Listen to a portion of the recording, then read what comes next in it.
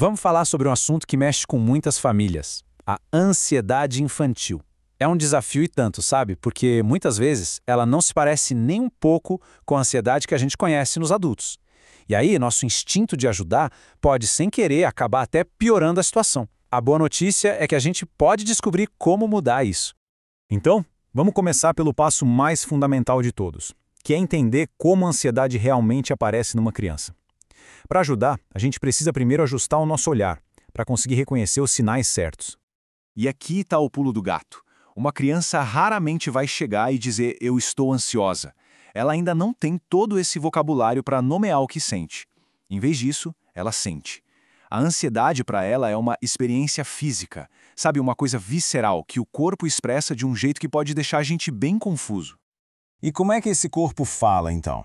Bem, ele fala com dor de barriga que aparece do nada, com uma irritação que parece não ter motivo, com choro, com aquele apego super forte aos pais ou cuidadores, às vezes com um medo que paralisa na hora de fazer qualquer coisa, ou com uma dificuldade enorme para dormir. É importante entender, isso não é manha, é a linguagem da ansiedade infantil se manifestando. Ok, agora que a gente já sabe mais ou menos como identificar os sinais, vamos conversar sobre o erro mais comum que os adultos cometem. E olha, é quase sempre com a melhor das intenções, viu? É uma armadilha muito fácil de cair. Essa frase, ou alguma variação tipo "isso é bobagem", ou "não precisa exagerar assim", parece a coisa certa a se dizer, né? Parece uma forma de acalmar, de mostrar que não existe um perigo real. Mas o efeito é justamente o contrário. Vamos pensar um pouco. O que realmente acontece no cérebro de uma criança quando ela ouve isso bem no meio de uma crise de ansiedade? Qual é a mensagem que ela de fato recebe? E aqui está a consequência que a gente não espera. A criança não para de sentir medo de jeito nenhum. Pelo contrário, agora ela tem dois problemas para lidar: o medo original e, por cima, uma camada de vergonha.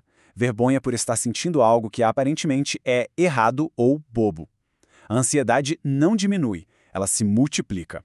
Certo. Então, se minimizar o sentimento não funciona, qual é a alternativa? A resposta é uma ferramenta poderosa que muda completamente o jogo: validar o sentimento. Não é validar o medo, é validar o sentimento. Vamos entender essa diferença? O contraste aqui fica muito claro. De um lado, quando a gente minimiza, o medo aumenta, a vergonha aparece e o sentimento da criança é ignorado. Agora, do outro lado, quando a gente valida, o que acontece? Acalma, cria uma conexão segura e, o mais importante, a emoção é reconhecida como algo real, algo legítimo.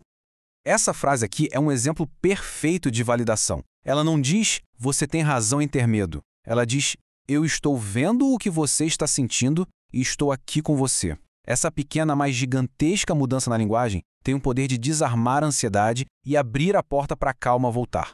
A validação é aquele primeiro passo para acalmar o incêndio. A partir daí, a gente pode construir uma base bem mais sólida para ajudar a criança a lidar com a ansiedade no dia a dia. E isso se baseia em duas coisas bem importantes: previsibilidade no ambiente e ferramentas internas. A ansiedade adora o caos, a incerteza, né? Por isso, ter uma rotina clara faz toda a diferença. Explicar com calma as mudanças que vão acontecer e avisar um pouquinho antes de uma atividade acabar e outra começar, isso tudo dá para o cérebro da criança uma espécie de mapa, diminuindo aquela sensação de que algo inesperado pode acontecer a qualquer momento. A ideia aqui é equipar a criança com uma caixinha de ferramentas interna. Ensinar coisas simples como respirar fundo algumas vezes, dar um abraço no próprio corpo, aprender a pedir "preciso de um tempo", apertar uma bolinha macia ou simplesmente tentar colocar em palavras o que está sentindo, tudo isso dá a ela o poder de ajudar o próprio cérebro a voltar para um lugar de segurança. Agora a gente entra num ponto que é super importante e, vamos combinar, bem delicado. Existe uma linha muito fina entre dar o apoio que a criança precisa e cair na armadilha da superproteção. Entender essa diferença é fundamental para construir resiliência de verdade. A superproteção, aquela atitude de remover todos os desafios da frente da criança, envia uma mensagem bem clara: você não consegue, o mundo é perigoso demais para você. Isso só reforça o medo e cria dependência. Já o apoio ensina coragem e constrói autoconfiança. Ele diz: isso é difícil, mas eu confio que você consegue tentar e eu vou estar bem aqui. E essa frase, nossa, ela resume perfeitamente o que é o verdadeiro apoio.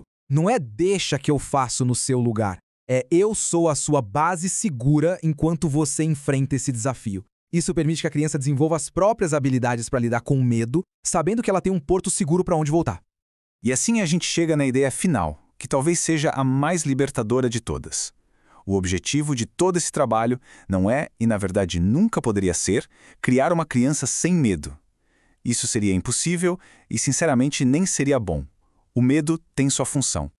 A verdadeira meta é ensinar uma lição muito mais profunda e valiosa, que é totalmente possível sentir medo, sentir o coração acelerado, a barriga gelar e, mesmo assim, conseguir dar o próximo passo. Coragem não é a ausência de medo. Coragem é agir apesar do medo.